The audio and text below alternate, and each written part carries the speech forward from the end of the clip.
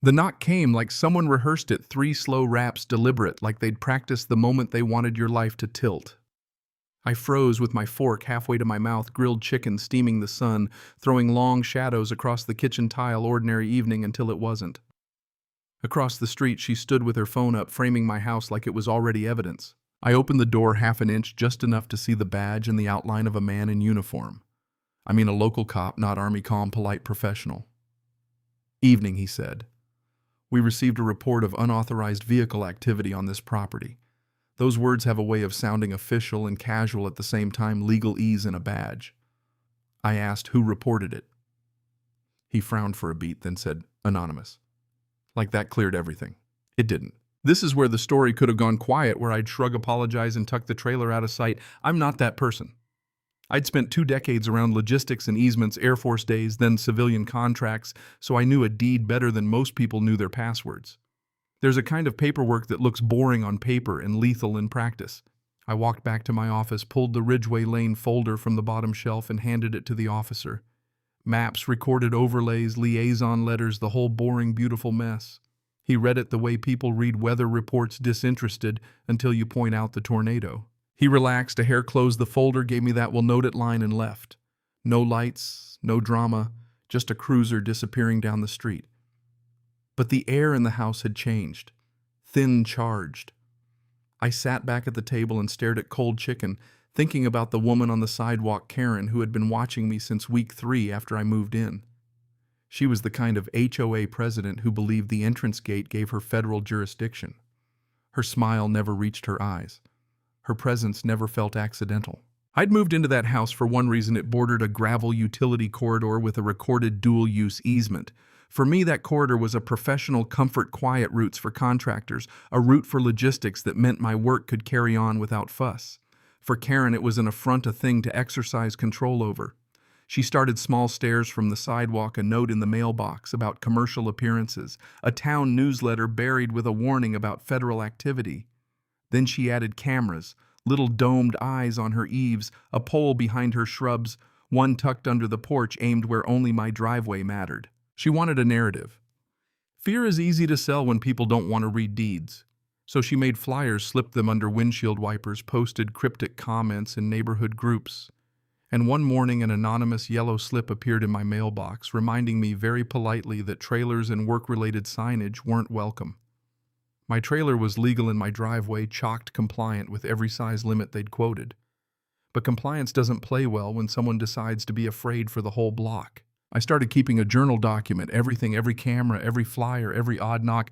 I photographed the cameras on her property, timestamped them, labeled the angles. I cataloged the anonymous flyers and printed screenshots of her phone framed on my truck. I created folders, Karen Phase 1, Phase 2, silly clinical names to keep my head. I sent copies of my documentation to the HOA board, to my lawyer Roland, to the base liaison I'd worked with for years, Major Sutton. I didn't shout. I made files. Paper doesn't argue. It just holds. And then the campaign got sloppy. Karen mailed a formal notice accusing me of unauthorized non-residential use, citing a parcel number, wrong parcel, wrong digits, a vanity strike that would have been comic if it hadn't been malicious.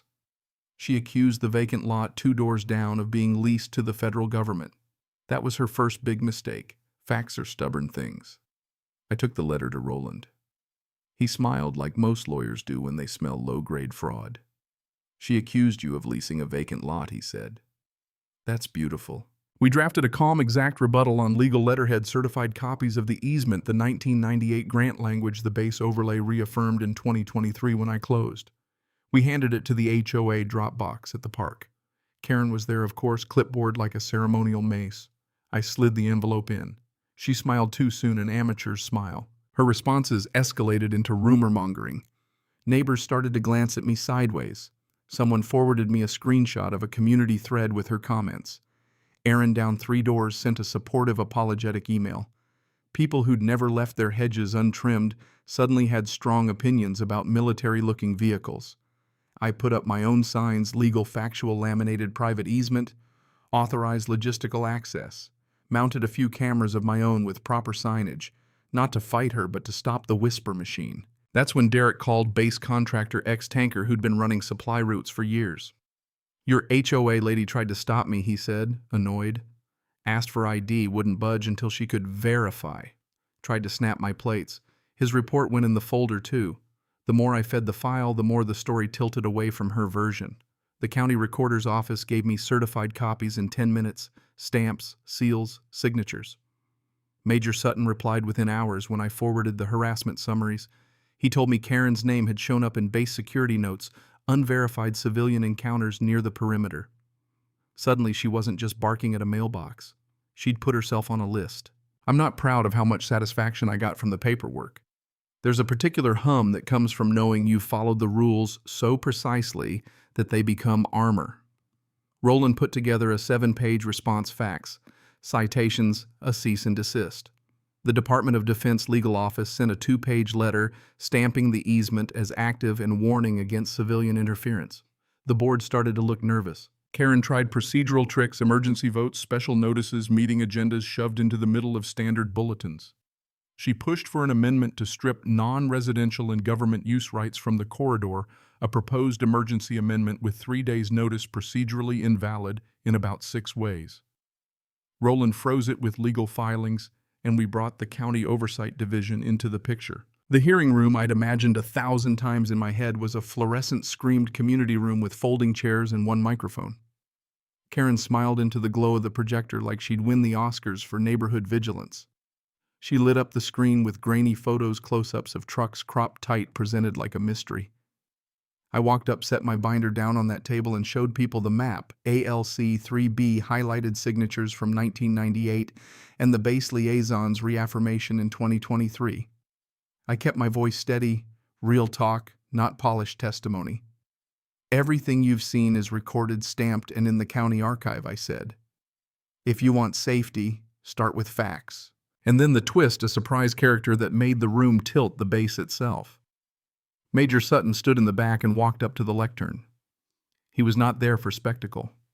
He was there to clarify the easement exists. The base uses it sparingly. Anyone interfering could be referred to legal channels. His presence changed the tone in a way flyers never could. Karen's script unraveled. Her binder looked thin. The county investigator, Jerome Lynn Dry, efficient, the kind of man who'd seen HOA presidents before, filed a formal complaint. He demanded minutes, emails, documentation. Karen stalled. The board fumbled. People started to admit they hadn't seen the DOD letter or my documentation. That silence, people admitting they hadn't done the basic paperwork, was the crack that let the light in. The record showed no board vote. There'd been no lawful emergency action. The county found procedural violations. Karen was censured. The HOA fined. She was barred from office for years. It didn't feel like a gavel falling so much as a long, slow unpeeling of an onion. Layers of petty control peeled back to reveal the bland core of fear. The consequence wasn't vengeance. It was accountability. That's the thing about rules. They don't care who shouts the loudest. They care who can prove the facts. The moral. There's power in quiet diligence. People who weaponize small authorities count on silence, on neighbors not wanting to dig through boring deeds and dusty county archives. But systems have teeth when you document, when you route a complaint to the right people, when you let the paper trail do the shouting for you. Power built on rumor collapses under the weight of a certified copy. Weeks after the hearing, the neighborhood resumed its odd, neat quiet. No cameras, no flyers, just gravel and the line exactly where it was supposed to be.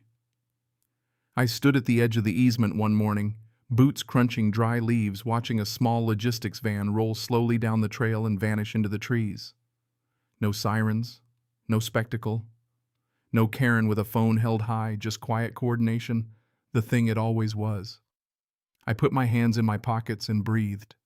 That was the satisfying part, the ordinary returning with the right lines finally respected. So tell me, where do you draw the line between community vigilance and weaponized control? Have you ever seen a small authority swell into something bigger, meaner? Share your story. Tell me if I was right to stand my ground or if you think I should have handled it differently. Your neighborhood probably has its own versions of this. What did you do when someone tried to rewrite the rules?